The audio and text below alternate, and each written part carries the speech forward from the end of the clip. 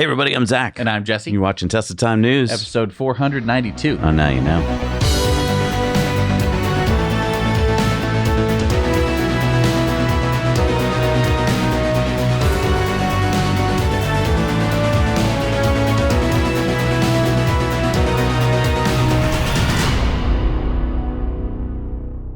So Tesla has announced that with the over-the-air software update 2025.26, a bunch of cool features will be rolling out to the fleet, including Grok Beta. Grok will require premium connectivity or a Wi-Fi connection. Now don't worry, Grok won't issue commands to your car yet. Your existing voice commands remain unchanged. Okay, so when is it coming and will it work for every Tesla? Tesla just said that it's coming soon, so I don't know. I think a couple weeks. And you will need the AMD Ryzen chip or MCU 3. So the older Intel Atom-based MCU 2 systems are not powerful enough.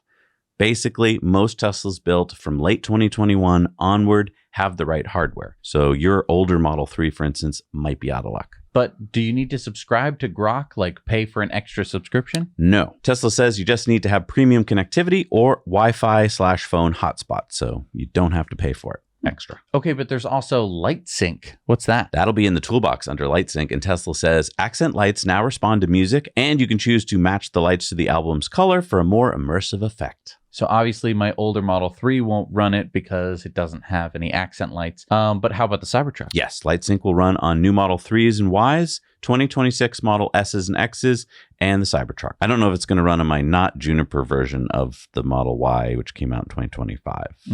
Probably not. Probably not. There's also audio settings updates that will allow you to create and save multiple presets to match your listening preferences under Controls Audio. Oh, nice. So now I can quickly change my audio settings depending on like what style of music I'm listening to.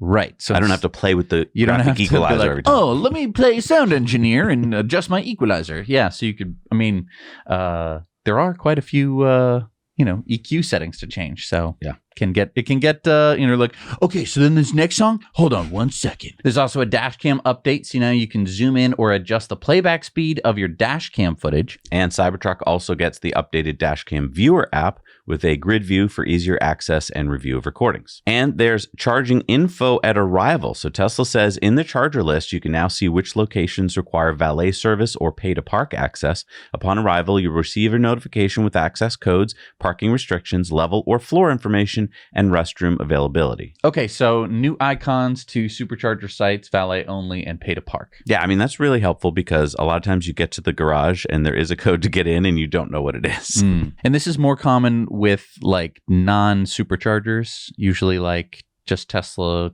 charging stations. I mean, I remember like in Spain, there was places that were like in hotels, but you need to know the 4-digit code to get in. I see. Tesla has also added an onboarding guide for new Model 3 and Y. That was smart. And I'm really surprised they didn't do this sooner, but I get it. Early adopters tend to like to figure things out themselves. And then normies tend to be scared of menus. And what are you? I'm like in between, actually. I like going through menus in the beginning when I get something new, but then I don't really want to go back through menus in 6 months when things have changed. I just like to complain that I don't know how to do anything anymore. Oh, it's laughing now! Right. I mean, I would argue, though, that Tesla has a good system where when you get a new update and they've added something, they add the little blue dot. And so then you can go discover it. You can go find that menu item and then scroll down and be like, oh, that's a new feature. Although that's what the blue dot is, folks. Yes, but if you haven't ever done that, then your whole menu is blue dots and it's unhelpful. So Tesla India, a new X account, just posted this, coming soon. And a new Model Y was spotted arriving at Tesla's Mumbai showroom. So the store is going to have an exclusive launch event starting at 11 a.m. on Tuesday, July 15th. And again, this is the first Tesla showroom in India, so this is a big deal. It is located at Unit G1B on 2 North Avenue, Maker Maxity, Bandra Kurla Complex in Mumbai. So if any of you visit, please send us photos or videos at hello@nowyouknowchannel.com. So we know from Elon's X post a couple days ago that Tesla is planning on starting the Robotaxi service in the San Francisco Bay Area in August or September. As Elon announced at the We Robot event, Tesla has been testing robotaxis in San Francisco since the first quarter of 2024. Now we get word that Tesla has applied for a permit to operate Robotaxi in Phoenix, Arizona. The permit would be for both safety drivers and without safety drivers. We should be hearing about whether the permit is granted later this month. So that is exciting. Another place. Which is interesting because I've never driven in Phoenix, Arizona, but from everything that I see, it looks like driving on easy mode. People in Phoenix, let me know how wrong I am. But I think that that's one of the reasons why we see so many Arizona places getting Robotaxi. I don't think you can comment unless you've driven in both Boston and Phoenix. Well, if you've driven Phoenix, I'd just like to know. So you've probably seen the headlines. Tesla sales in Europe just dropped nearly 50%. And of course, the media is quick to blame Elon's politics and the rise of cheaper EVs from China. This story has been dominating news feeds everywhere, with nearly 300 articles reporting on it. But here's what most of you didn't see. Just a day later, Tesla shares rose after Elon announced he's returning 24/7, but only 13 articles covered that. Markets react fast, but public opinion, that sticks on purpose. The media knows that making Elon look bad gets way more clicks than balanced reporting. And if that's happening with someone as high profile as him, just think about everything else that we're not being told. That's why we keep partnering with Ground News, the only app and website that won't tell you what to think. Instead, they pull news from around the world on today's most important stories. They break down each reporting source's bias and credibility, and they let you decide what facts are worth your attention. Go to ground.news/NYK to check out their different interest feeds and find the stories we discuss on our channel, or their dedicated blind spot feeds for other important stories that either side of the spectrum is ignoring. Ground News was actually created by a former NASA engineer who saw a bigger problem with people only seeing one side of the story, something that we know our viewers care a lot about too. So we got you 40% off the same Vantage plan we've been using. That's just $5 a month for unlimited access to a much better version of your current news feeds. Just go to ground.news/NYK or scan the QR code. If you care about the truth on tech, Tesla, and where Elon is taking us next, then trust us, this app should already be on your phone. So there was a Wall Street Journal article a couple days ago saying that SpaceX will be investing $2 billion in XAI. So is that legit? It seems like many people think it's bogus. Well, Elon did post, it would be great, but subject to board and shareholder approval. So does that mean that us Tesla shareholders will be voting on this at the next shareholder meeting? No, because it's between SpaceX and XAI. And even though a lot of people want XAI to be invested in by Tesla or vice versa, we're not involved in this yet. But I do want to point out that the Tesla shareholder meeting will be on November 6th, by the way. And currently, us retail investors in Tesla own 32% of the company. Elon and Kimball own about 12.9%. So every vote is going to count for Elon's compensation package. Didn't we already vote on Elon's compensation package? Oh, deja vu. It feels like we always vote on Elon's compensation package. We did. Bit back in 2018. And then again, we had to do it because you remember Delaware's Chancellor Kathleen McCormick. Remember her? Oh, no, the cosplay judge that doesn't like Elon. Exactly. We're going to talk more about the SpaceX XAI thing in Investor Club today. So join us on Patreon, please.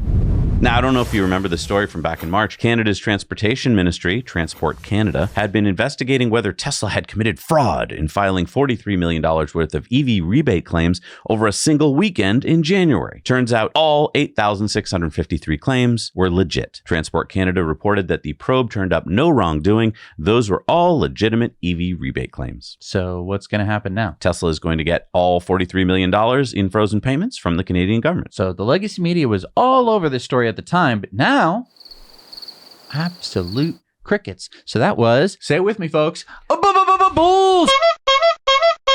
And if you're in the market for a new car in Canada, may I interest you in a Model Y, perhaps? I think our viewers know about the Model Y already. Yeah, but do they know that Tesla just cut the price of the Model Y long-range all-wheel drive from $84,990 Canadian to $64,990 Canadian? Did you just say a $20,000 Canadian price reduction? Yep. And the diamond black color option is now available in Canada for $2,000 Canadian. Also, Diamond Black is now available in Australia and New Zealand for Model Ys and Model 3 rear-wheel drive Teslas. That is quite a price drop. Yeah.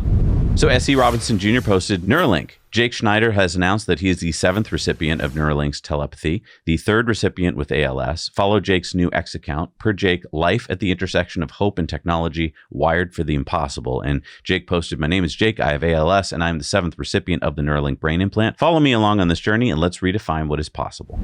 And we want to thank ChesedChicago for sponsoring this episode. Win the EV of your dreams. Choose from a Tesla, Rivian, Lucid, or take $50,000 in cash, your pick from the exclusive raffle prize lineup. It's the 11th annual Tesla raffle from ChesedChicago, and this year, the expanded prize pool includes some of the most sought-after electric vehicles on the road today. There have already been 10 lucky winners. You could be the 11th driving off in a brand new top-tier EV. It's a win-win. You get a shot at winning an amazing prize, plus your ticket helps ChesedChicago support families in crisis through more than 80 life-saving programs, from food and furniture to job placement and more. There's only 9,999 tickets that'll be sold, and once they're gone or the drawing date hits, that's it. There's no second chances. So go to ccraffle.com and use promo code NYK to get $25 off of 2 tickets or $500 off of 15. That's ccraffle.com, code NYK, your chance to win big, give bigger, and maybe become the next winner of a luxury EV. Good luck.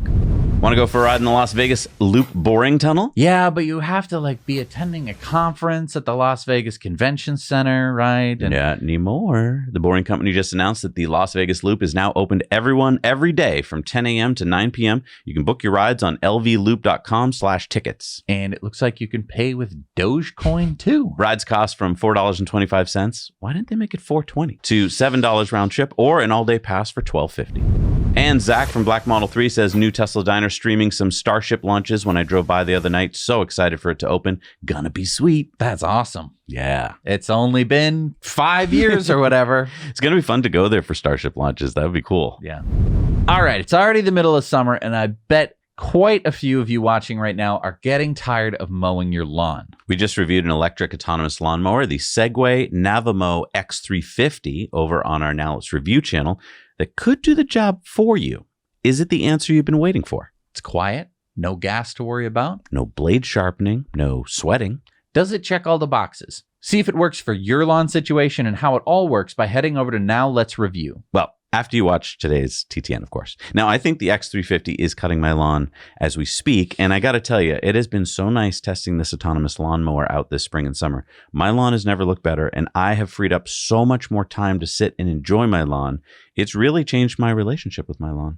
All right, it's time for some SpaceX news. Starlink posted that Starlink is now active on more than 1,000 planes around the world. Tens of millions of passengers now have access to high-speed, low-latency internet from gate to gate. So Qatar Airways has now installed Starlink on all 64 of its Boeing 777 planes. And Starlink is connecting remote schools in Lesotho to reliable high-speed internet, bridging the digital divide and unlocking a world of possibilities for students and teachers. So we're talking about here the Maracaibo and Bakalasane high schools in Lesotho that now have high-speed internet thanks to Starlink. So these were students who had no internet access at school, who now do because of Starlink. And on today's Patreon bonus stories, we're going to be sharing a story of another place in the world that Starlink has affected lives. So please join us. And Elon said, congrats to SpaceX team on 500 orbital spaceflight missions. And we're talking, of course, about the Falcon 9 completing its 500th mission.